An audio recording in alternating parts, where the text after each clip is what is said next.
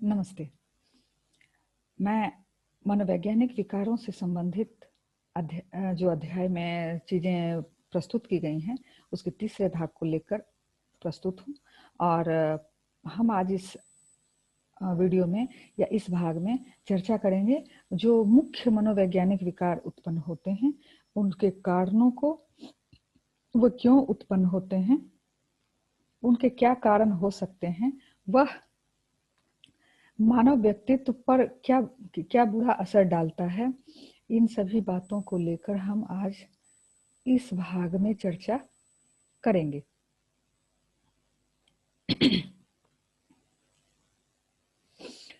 प्रमुख मनोवैज्ञानिक विकार, इसमें सबसे पहले आता है दुश्चिंता विकार। दुश्चिंता भय और आशंका की विस्तृत, अस्पष्ट और अप्रीतिकर भावना के रूप में सामने आती है।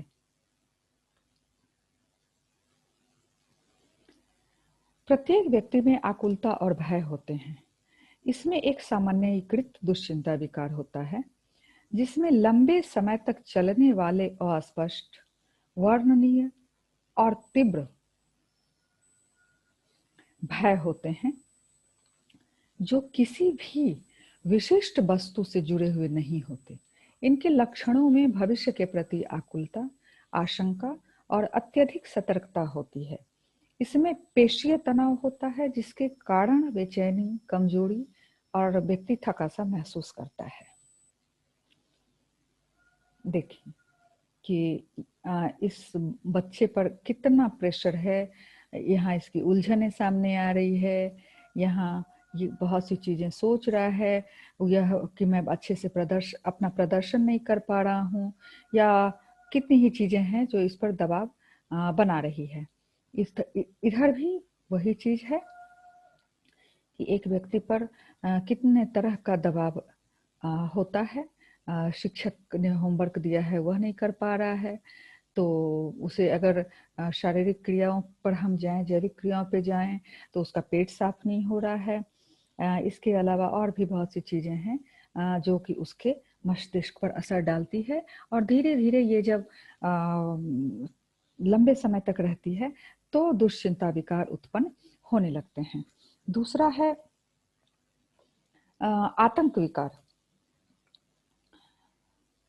आतंक विकार में लगातार दुश्चिंता के दौरे पड़ते हैं और व्यक्ति तीव्र त्रास, दहशत का अनुभव करता है। जब भी किसी विशेष उद्दीपक से संबंधित विचार उत्पन्न हो तो अचानक सांस लेने में परेशानी, चक्कर, कपकपी, जी मिचलाना, सीने में दर्द जैसे लक्षण उभरते हैं। आपने अक्सर लोगों को छिपकली से डरते हुए देखा होगा, तो छिपकली से भी डरना इसी श्रेणी में आता है। यह व्यक्ति, देखिए ये महिला है, अकेले कहीं जा रही है और किसी विचार या किसी वस्तु या किसी चीज को देखकर इसे आतंक विकार यानी कि पैनिक अटैक आ गया है, तो इसे अपनी सारी दुनिया घूमती हुई नजर आ रही है। दुर्भिति, जिन लोगों को दुर्भिति होती है उन्हें किसी विशिष्ट वस्तु, लोग या स्थितियों के प्रति अविवेकी भय होता है जिसका कि कोई रीजन नहीं होता है, कोई लॉजिक नहीं होता है, कोई तर्क नहीं होता है। यह धीरे धीरे सामान्यीकृत दुश्चिंता विकार से उत्पन्न होती है। यह मुख्यतः 3 तरह की होती हैं।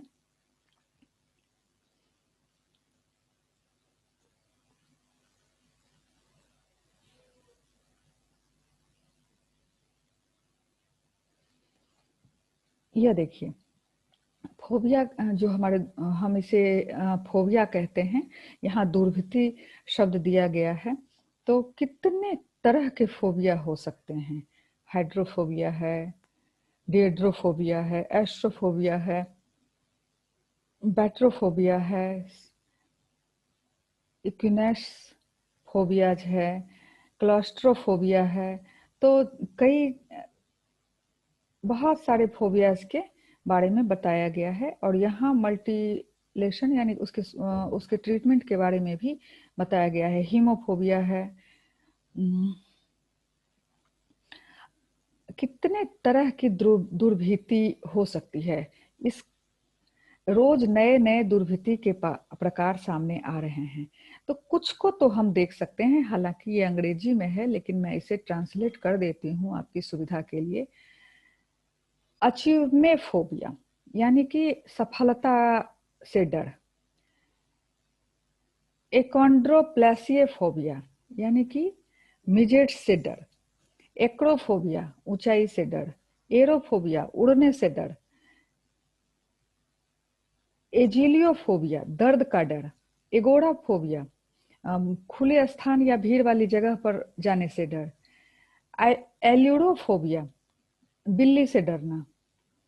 इलेक्ट्रोफोबिया मुर्गी से डरना। एलोडोक्सोफोबिया विचारों से डरना।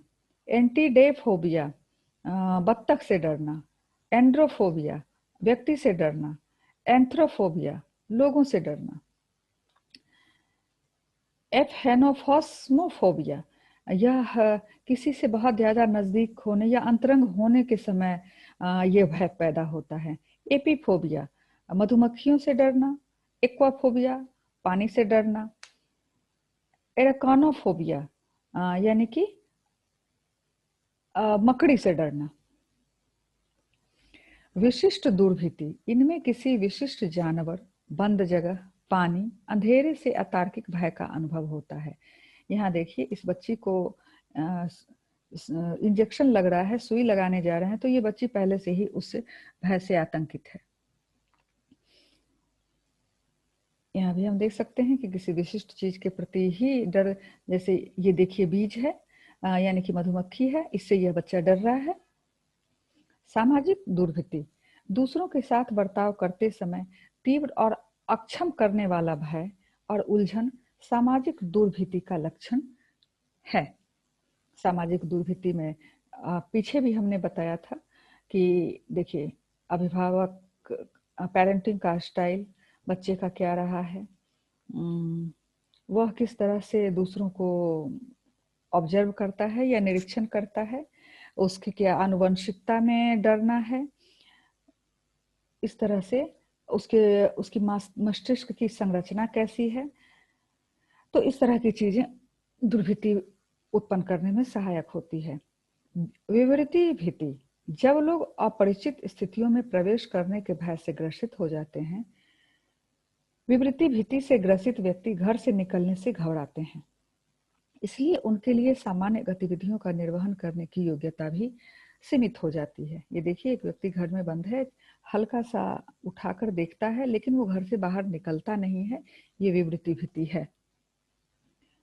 वियोगज दुश्चिंता विकार इसमें व्यक्ति को जिससे लगाव होता है उनसे अलग रहने के बारे में यह सोचकर डर जाते हैं। इससे ग्रसित बच्चे अकेले रहने से डरते हैं। ये अलगाव से बचने के लिए चीखना, चिल्लाना, झल्लाहट प्रदर्शित करते हैं। देखिए ये बच्चा अपनी माँ से बहुत प्यार करता है, उसके बिना रह नहीं सकता, तो इससे अगर वो अलग होता है तो उसमें वियोगज विकार के लक्षण दिखेंगे। यह एक बेहद महत्वपूर्ण विकार है जो बहुत बहुत ज्यादा संख्या में पाया जाता है। मनोग्रसित बाध्यता विकार किसी व्यवहार को बार बार करने की आवश्यकता बाध्यता विकार कहलाती है। किसी विशेष विचार या विषय पर चिंतन को रोक पाने की असमर्थता मनोग्रसित व्यवहार कहलाता है। यह अपने आप को बार बार किसी क्रिया को करने से रोक नहीं पाते। देखिए इसे सफाई के प्रति मनोग्रसित बाध्यता है, तो यह एक छोटी से छोटी चीजों को भी हमेशा एक साफ सफाई करने वाला यंत्र लेकर या ब्रश लेकर साफ करती रहती है। इसे हाथ धोने के प्रति मनोग्रसित बाध्यता है, तो यह हर समय हाथ ही धोता रहता है व्यक्ति। इस तरह की कई लोगों को आपने देखा होगा कि घर से निकलेंगे तो 10 बार ताले को चेक करेंगे। कई लोग सारा दिन में 5 बार नहाते हैं, कोई सट गया, कोई छू लिया, कहीं बाहर से आया, तो मनोग्रसित बाध्यता विकार के कई लक्षण हमें आसपास दिखाई देते हैं। अभिघात विकार यह भी देखा जाता है अक्सर किसी गंभीर बुरी घटना का अनुभव व्यक्तियों में विकार उत्पन्न कर देता है। उत्तर अभिघातज विकार की वजह से हमें बुरे सपने, अतीत की बुरी यादों का डराना, एकाग्रता भंग, सांवेगिक शून्यता हो जाना, ऐसी चीजें दिखाई देती है। समायोजन और तीव्र दबाव विकार इस श्रेणी में आते हैं। यह व्यक्ति दोनों ही परेशान हैं पीछे की अतीत की यादों से, जो इनके साथ बुरी घटनाएं हुई हैं, बार-बार इनके दिमाग में वो चीज़ें आकर इन्हें परेशान करती हैं। जैसे देखिए मैं इसे जस्ट उदाहरण के रूप में ही बता रही हूँ कि कोई व्यक्ति अपनी कार से जा रहा था, उसकी गाड़ी का एक्सीडेंट हो गया। अगर वो बच जाता है, तो बार-बार उसके सपने में या अगर वो अकेला बैठा है, तो बार-बार ये चीज़ें उसे आतंकित करती है कि किस तरह गाड़ी टकराई थी और किस तरह वो उलट गई, किस तरह वो बाल-बाल बच गए, उनकी जान जा सकती थी। और अभी ये बहुत ही प्रासंगिक है कोरोना। तो कोरोना से भी उसी तरह लोग डर रहे हैं और जिन्हें हो गया है, उन्हें बार-बार ये लगता है कि कहीं मैं फिर से तो ग्रसित नहीं हो जाऊँगा, क्योंकि इस पृथकतावास या आइसोलेशन में जो उन्होंने अकेलापन झेला होता है और इस बीमारी से इतनी मौतें हो चुकी हैं कि लोग डरने लगे हैं।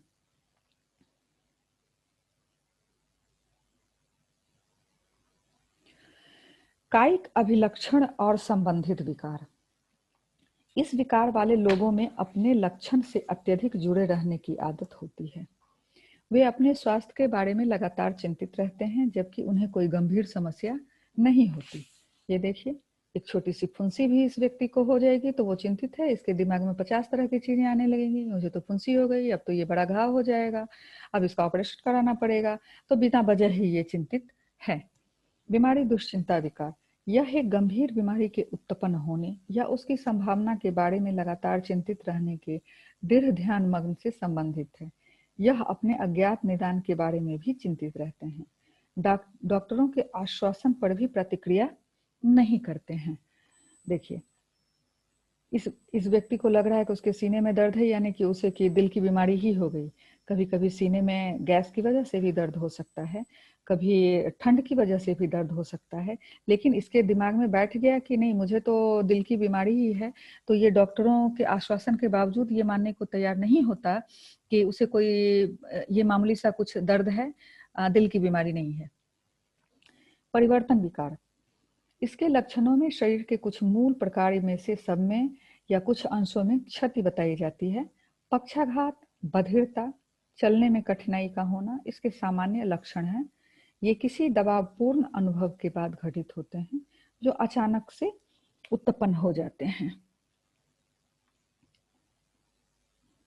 देखिए कि किस वजह से ये चीजें उत्पन्न होती है, यहाँ ये दिखाया गया है।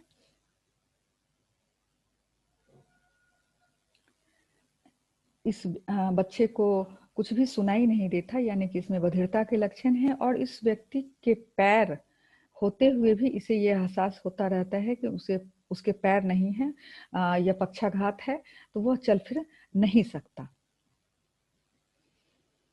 अब हम कुछ प्रश्नों को देखें। दुश्चिंता विकार के प्रमुख तत्व में ये नहीं है। अभिघात विकार के लक्षण निम्न में से कौन नहीं है? निम्न में से कौन दुर्भिति का एक प्रकार नहीं है? ये तो हमारे तीसरे भाग की चर्चा थी। यह अध्याय बेहद लंबा है और नई-नई चीज़ों को समाहित करता है, अनेक नई बीमारियों को। यह अध्याय आपको आगे चलकर नैदानिक मनोविज्ञान के रूप में विकसित हो जाता है। तो इस अध्याय में अभी और भी विकार हैं और भी चर्चाएँ हैं और भी चीज़ों की जानकारी बाकी है। तो अभी मैं आपसे विदा लेती हूँ और इसके चौथे भाग के साथ फिर उपस्थित